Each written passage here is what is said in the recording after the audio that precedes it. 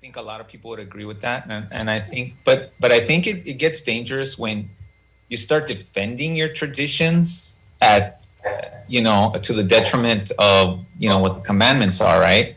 If there's a commandment and it's very clear, and all of a sudden you're twisting and turning to try to find a way to justify the traditions, then you start having a problem. Go ahead, Robert.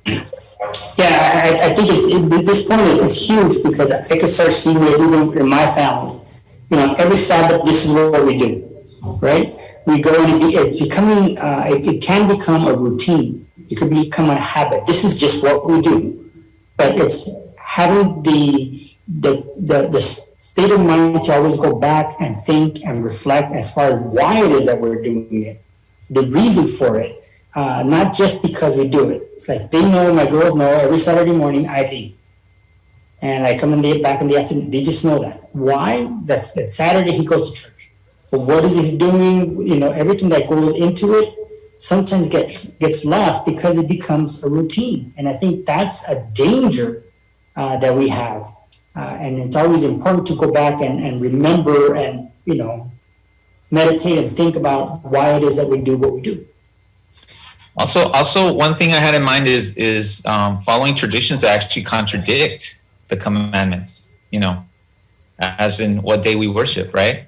The commandment says one thing, people are, you see a lot of this, the tradition is so ingrained, it's so repeated, and people see it, and they see it as something normal and natural, that they will go out of their way to twist and turn.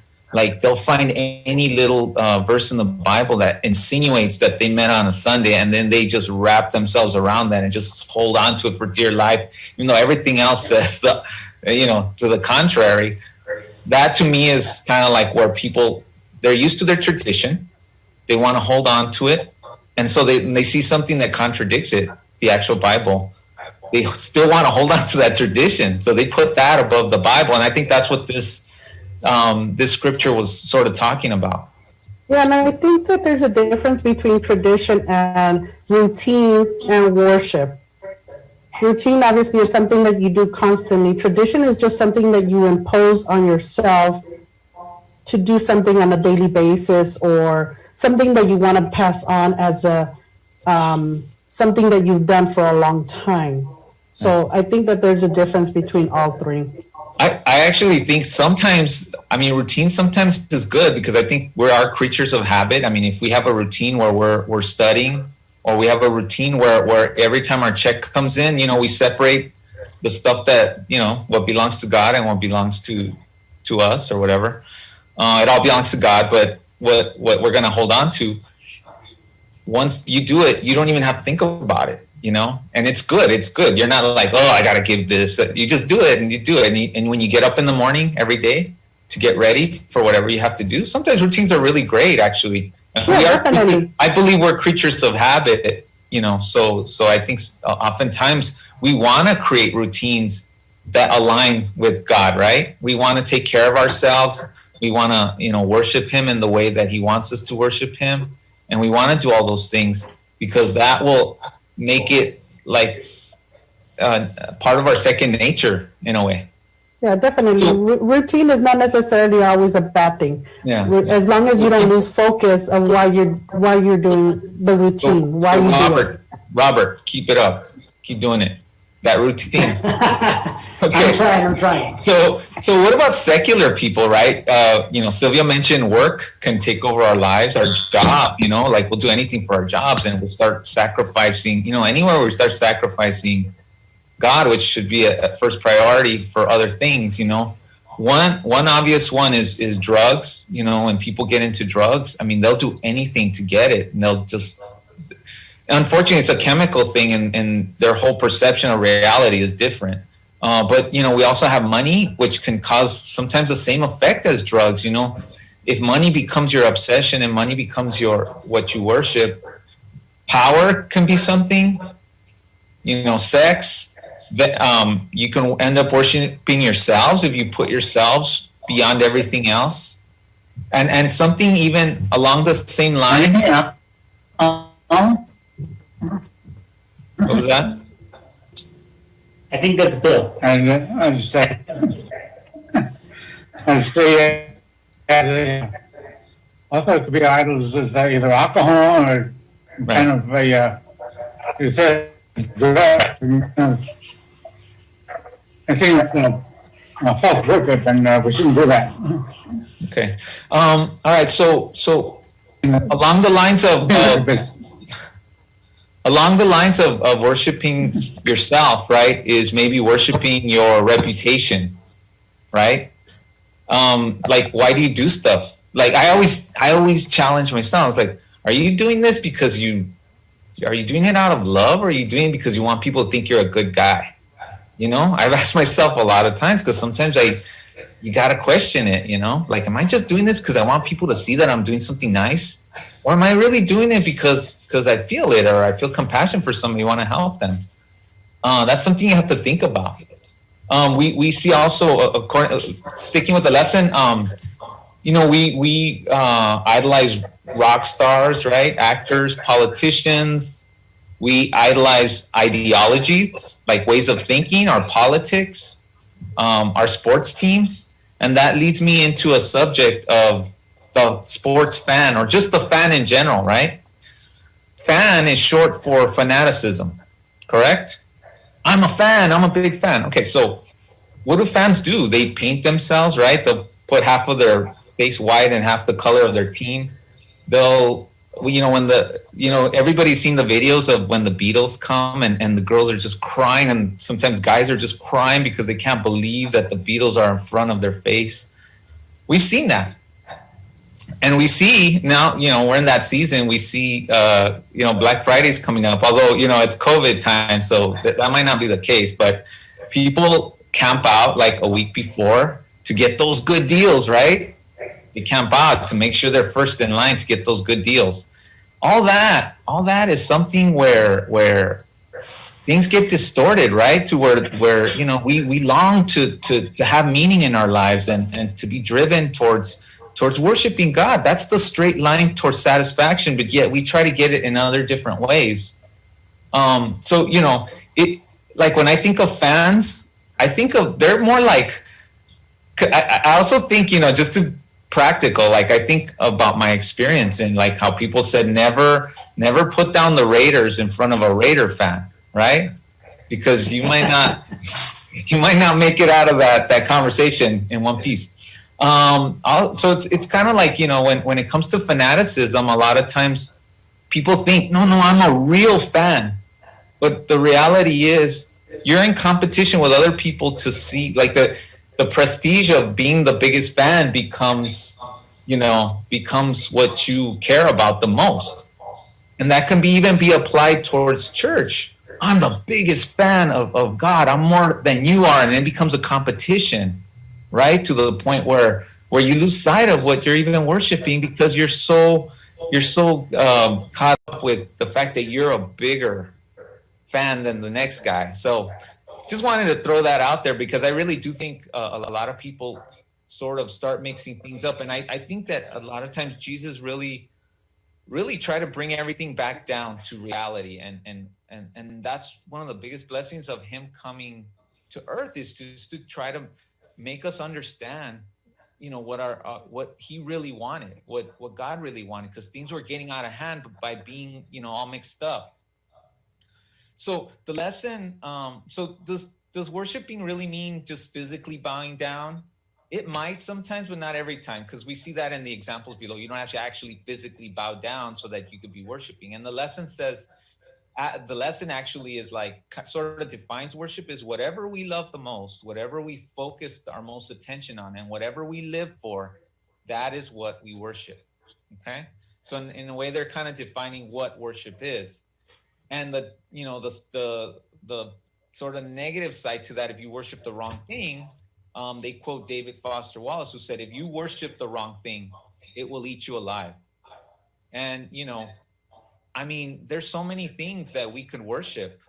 And, you know, we might not even realize that we're worshiping it, you know, because we, you know, sometimes we physically bow down to it, and we, you know, we live our lives by it. We want to, you know, use it all the time. So does anyone anybody want to comment on anything that I mentioned? Okay, go ahead.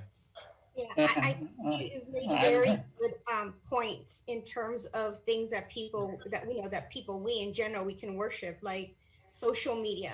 People are so hooked up on social media that they post everything and be on it all the time. And especially our young generation, it's such a magnet, that everything has to be on there. But yeah, just other things. I mean, I really like the point you made in terms of even us in church, who knows more, who can do it better, or this is the way it has to be done, and it's, everybody needs to take a step back and really evaluate, like you said, why am I doing this? Am I doing this to show off that, oh, I know the Bible more, or that I can do this better, I can plan better, that I can, or is it because we want to, in its true meaning, worship God and make him first? Because it shouldn't be about us. It's all about him, and if the good thing about when you do it genuinely from your heart is that it shows, you're the type of person, that you people will know that, but will know because you're doing it for the love of God, not for the love of yourself.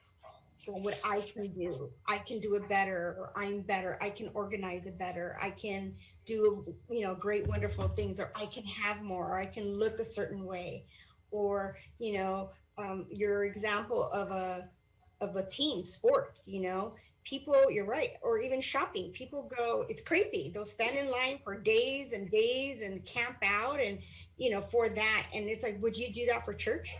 Would you do that to do something for God? You know what I mean? You can invest in money, buying stuff, or even buying, tickets to go wherever. Would you invest that money into doing something for God, helping someone? All of those things. I mean, you made such good points. Just helps me really think about, where am I? Go ahead, Robert. So I actually have a question, because more than a comment. So, we live in a very, in the United States, we're taught to work hard and go after and set goals. Go and you're gonna, you study hard, you're gonna get into a good school, get good grades, and you're gonna get a good job. You're gonna, work hard, and you're gonna make money, and you're gonna buy a nice house and a big car, and and you keep going on and on. And then you also have people like myself. I'm very competitive. How do you know when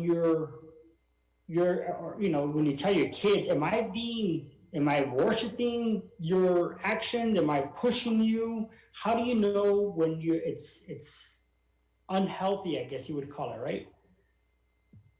To know that, okay, you know what, Mija, keep going. You got a B plus. Come on, I'm going to push you a little harder to get that A. That's in me, right? Somebody else will say, oh, wonderful, you got a B plus, and that's it. I'm going to push her to get that A. And once she has an A, I'm going to push her to keep that A, right? But that's my nature. How is it that I can prevent myself from worshiping things, or not setting those goals and meeting those goals and not being idealistic, I guess, or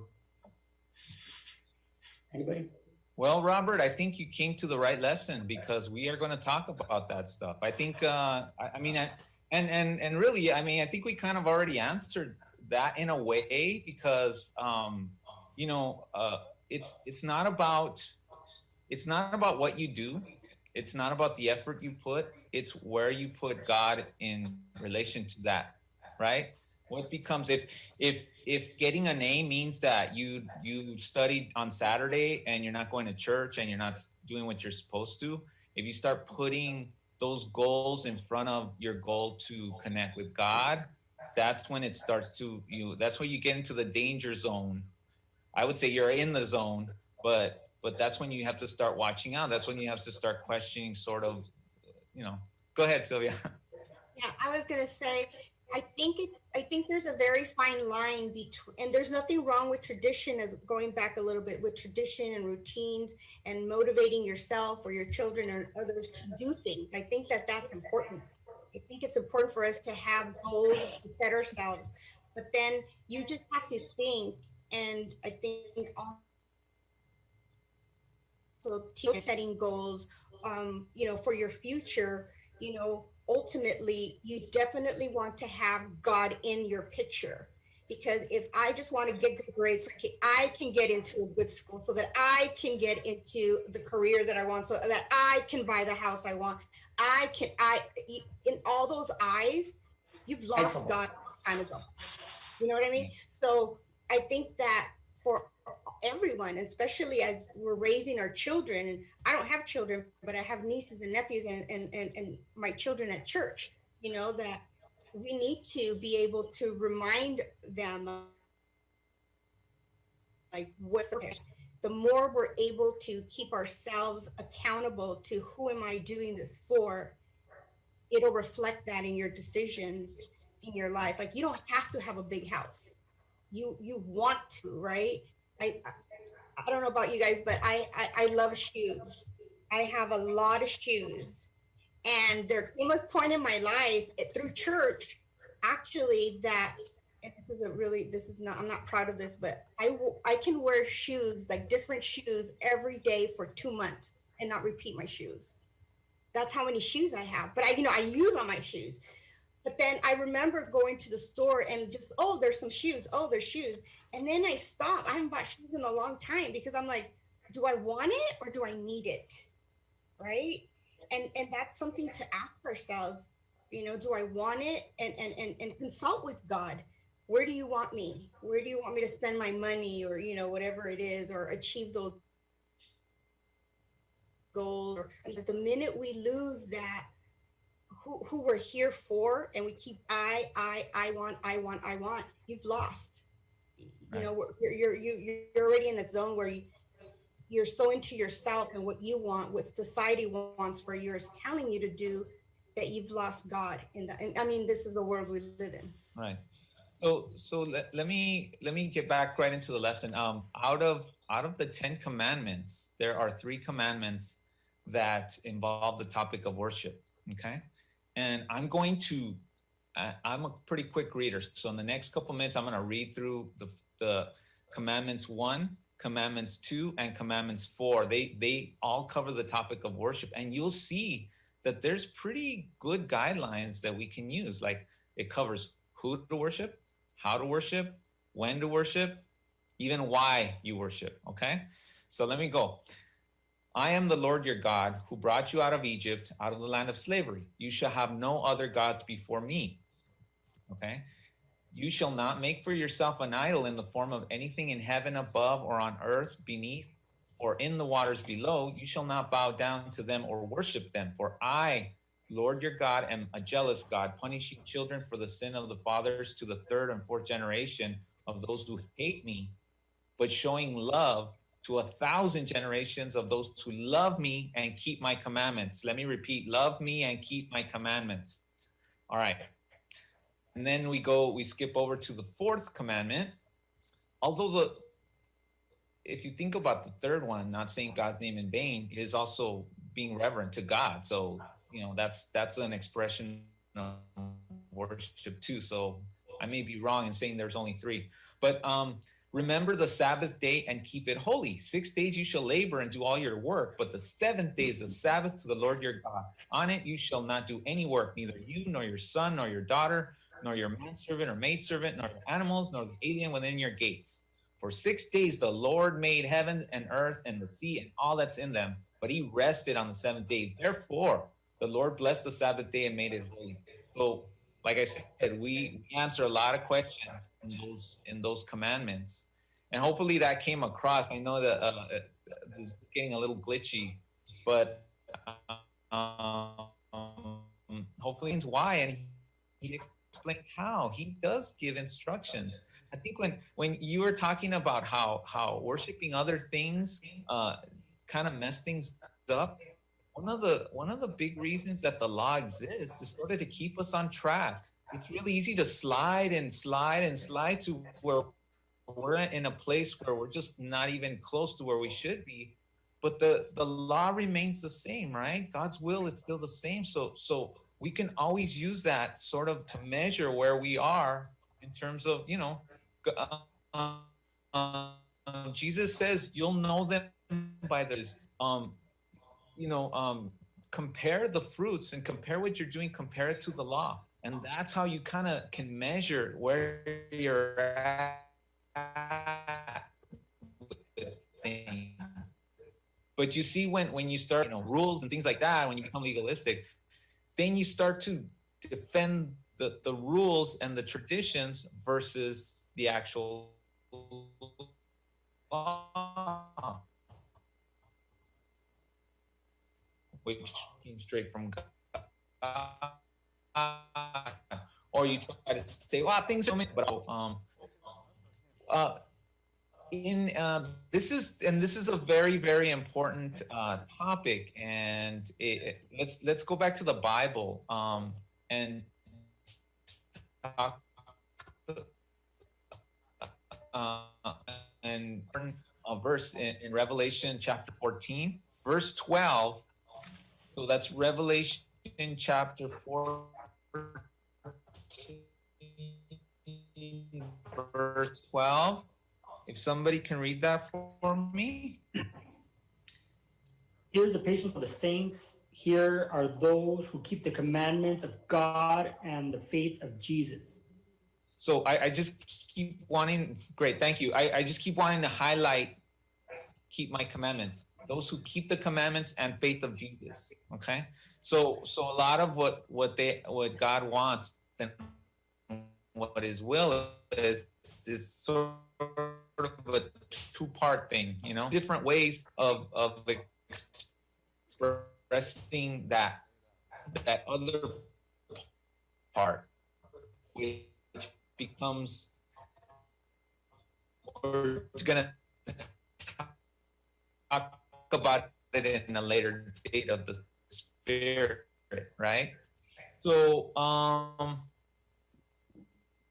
Monday's lesson talks about Psalms, and talks about Psalms in sort of a way and in the worship in ancient Israel. And they were used when worshipers, the community together, and it was a way to worship, right? So when I some of them to express his, and then also like the gut wrenching feelings he was going through when he felt guilt for something wrong, right? Something that I didn't want. So Psalms are Tehillim. So we're gonna get through this day pretty quick because I really want to get to the next day. But in Psalm 78, which this day focuses on, Psalm 78 verses 2-4. It mentions the dark sayings of old, right? And the lesson kind of cautions us not to say, well, dark doesn't mean what it means today. Today, dark means, the dark side and all that, like evil. It actually doesn't mean evil, but it means fading, right? And it cautions us to not let things fade away. Remembering the commandments, we can also do it by Psalms. And oftentimes the truths are considered the sweet old truths. They're sweet, they're old, but don't let them fade. Okay, the Psalm also talks about how we're losing the sayings of old. Crucial events get further away, they become dim. So it's really important to teach the children, right? It's not just for us, but actually teaching our children, and include stories about how the Lord dealt with His chosen nation, and we need to always refresh the word and keep it relevant. That has to be part of our worship, and this is why we study the Bible. This is part of our worship. We praise God, but we also learn everything He did for us. All right, and the specific lessons that are found in verses that when people were unfaithful, it led to a lot of pain, suffering, and loss. And that the ultimate goal is to teach the next generations not to be like their stubborn. So God's will does not change. He's always given us grace. Some people like to say that, the Old Testament is just, punishment, but it really wasn't. There was a lot of grace and love. A lot happens. There's so many examples. But there's also an expectation to follow the commandments. God is able and willing to provide grace and love to benefit his people. So that leads us to Tuesday, which I think is a very important lesson. And it centers around John chapter 4. And this is the story of the Samaritan woman. It's not a parable. It's when Jesus actually went through Samaria and he visited a town where a well that was Jacob actually used to use, and the Samaritans were using it, and that's where they were sort of centered in. So if somebody can read to me John chapter 4, verse 21 through 24. Jesus said that, woman, believe me, the hour cometh when he shall neither in this mountain nor yet at Jerusalem worship the Father. Bishop, you know not what we know what we're salvation is of the Jews, but the hour cometh, and now is, the true worshippers shall worship the Father in spirit and in truth. For the Father seeketh such to worship him. For God is a spirit, and they that him must worship in spirit and truth. Woman saith unto him, I know that the Messiah cometh, which is called Christ. When he has come, he will tell us all things. Jesus saith unto her, I that speak to you, am he. Okay. All right, that's good. All right, so thank you for that. So Jesus is talking about worship, right? He tells her flat out, you worship what you do not know. And what he was referring to, she didn't know. She didn't know the truth, right? The true worshipers will follow the Father in spirit and truth. She and the Samaritans, I believe, had the spirit, but she did not have the truth. And the Jews had the truth, right? And there's some question whether they lost the spirit or not, right? They had the truth. God gave her the truth, which is the living water, right? Because you have to ask yourself, what is that living water and what makes it living and why is it always going to satisfy you? And that leads directly to, what this lesson is all about. What makes water living water? What makes it satisfying to the point where you're never going to need something else again, right? And one of the reasons I say that she had the Spirit is because she actually accepted what he had to say, right? She was ready. The Spirit actually leads you to God. And she was ready to hear his message. She understood about the Messiah. She knew a lot. And when he talked to her and he sort of let her know that that he was a prophet, right? He wasn't just a guy who just needed water. He was somebody, and then he straight up told her that he was the Messiah. She took him to town and he spent a couple of days there talking to a lot of people and really bringing a lot of people into his fold. So, but in terms of the living water, I think of, this made me think, this is outside the lesson, but this made me think about consumerism, and we kind of touched on it a little bit. So consumerism is sort of about worshiping the wrong thing, right? So in order to make money, companies, they'll try to sell you on the fact that there's this product that's going to solve your problems, right?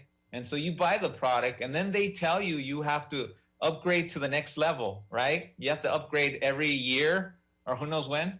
So you're never satisfied because somebody else has the better product. So it's just something that you keep thirsting for. And you think that's what's going to satisfy your life. But next thing you know, there's commercials for the next level and then you got to go get it.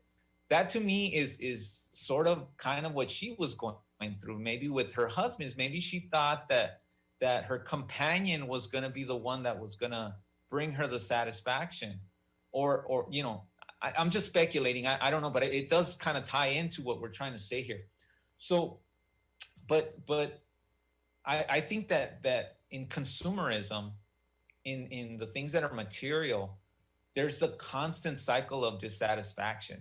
We always think, well, if maybe let's use the example of your shoes or my ties, we all have our little thing. Oh, when I get this one, that's the one. And then my collection is complete. And then next thing you see another one, like, oh, I need that. Right? It's the same So thing as money. we're human, man. We have to understand ourselves in order to get past it, right? Yeah, It's, same as the money. You same make thing a as certain amount money, of you money know. or you save a certain amount, but then you're like, okay, I need to get to the next level. And that's what, Exactly. to me, that's what consumerism is all about. Being caught up in the things of the world that they're never going to satisfy you, never. And it's by design. They're never going to satisfy you. So how did they even get on the topic of worship? Well, he knew something that he wouldn't know unless he was a prophet, and that kind of triggered her. And because she was open to him, they started to talk about worship. So there's a profound truth that Jesus speaks about, and is that you need the spirit and the truth. Okay, one without the other doesn't work that well. Okay, sometimes it doesn't work. You can have one without the other, and you can have feel like there's something missing. Then Jesus laid it out for us, right? You should have the spirit and the truth. The spirit means the worship must come from the love of God, which I feel that the Samaritan woman did have. Therefore, we must know God's love for inspiration. It's born of divine spirit. It comes from God and it will lead to God. It will purify the heart, renew the mind, and give us the capacity for knowing and loving God. True worship is the fruit of the working of the Holy Spirit, right? So the Holy Spirit will guide us to where we need to be, right? But we can be guided, we could be motivated to want something, and we could even know what it is, but are we doing it the right way? What is the right way? Is it our way? Is it or is it God's will, right? He's the one that we're worshiping, and he does give us instructions on how to do it. And I would imagine 2 + 2, you could come up with the rest. But worship must be correct and precise, right? You can't just wing it. You can't just say, I don't feel like it today. Or I feel like doing it this way or that way. Objective truths are revealed to us about God. Without this element, you have a shallow sentimentalism built on emotion of feelings. So therefore, you're going to let your feelings guide you as opposed to the truth. It must come from the Spirit.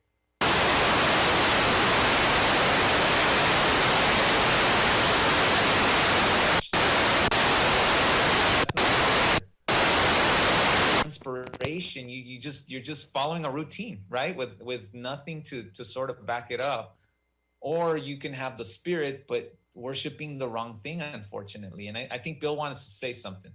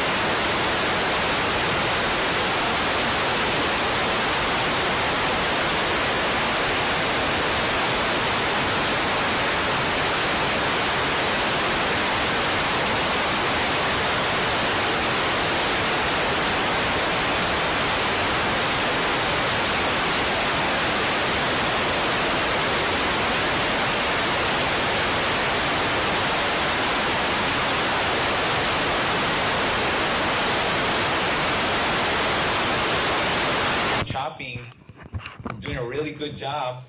He said, well, I got good news and bad news. I said, we're way ahead of schedule. Where are you? But we're lost.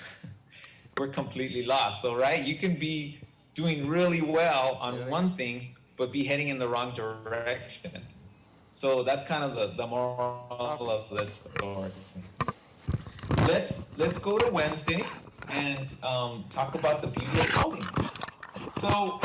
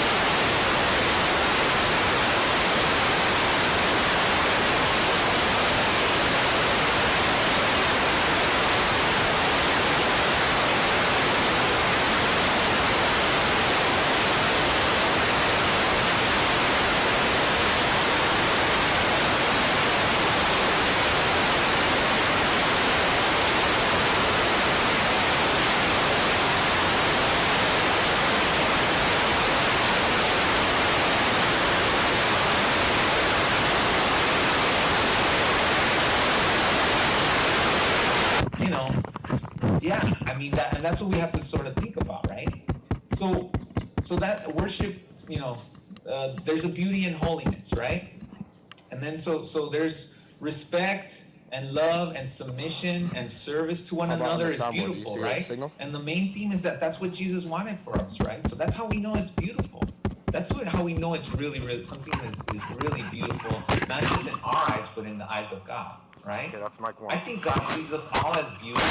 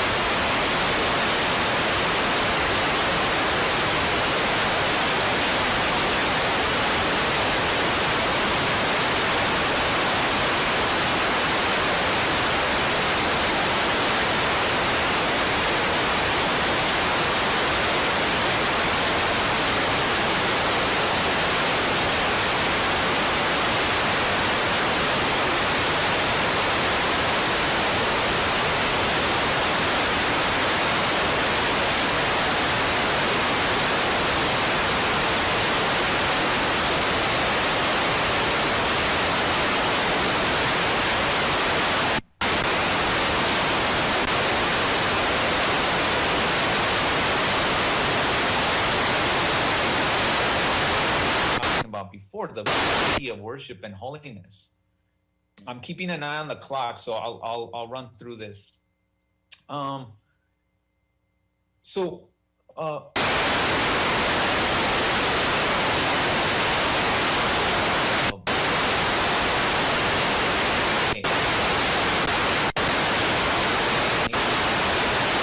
Also included like child sacrifices. Again, ugly. Even the words are ugly, much less the act, right? And I truly think that today, how you translate child sacrifices today is in terms of abortion, right? People are aborting their children so that they can worship themselves or their career or money. Think about it. Because a lot of people do it because they for whatever reason, but oftentimes, in the end, you have to ask yourself, why are you doing this? So Israel was a holy nation, holy in their hearts and minds.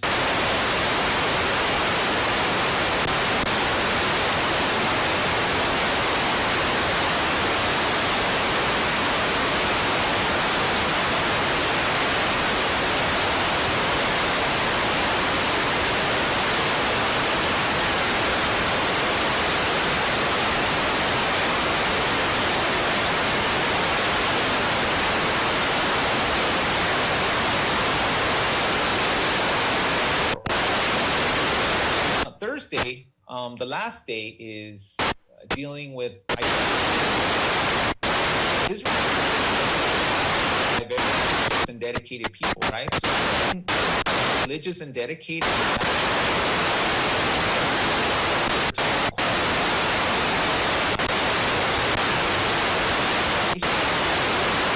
that we just talked about, like killing their children just to or idols, right?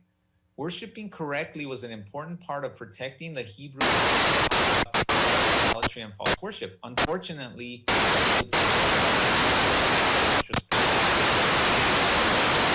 control of that.